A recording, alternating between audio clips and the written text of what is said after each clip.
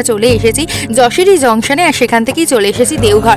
হোটেলের রুমে ঢুকে আমরা ফ্রেশ হয়ে নিলাম এবং শুদ্ধ বস্ত্রে ও শুদ্ধ চিত্তে রওনা দিলাম দেওঘর বৈদ্যনাথ ধাম দর্শনের উদ্দেশ্যে। প্রথমে মন্দিরে ঢুকে ডালা এবং পুজোর কিছু সামগ্রী কিনে নিলাম, যেরকম গঙ্গা জল, ফুল ইত্যাদি। প্রথমে সর্বসাধারণের জন্য যে লাইনটি, অর্থাৎ যে জেনারেল লাইন, সেখানে আমরা দাঁড়িয়েছিলাম। তবে এতটাই বিশৃঙ্খলা সৃষ্টি হয়েছিল যে এক প্রকার বাধ্য হয়ে সেই লাইন থেকে বেরিয়ে আসা।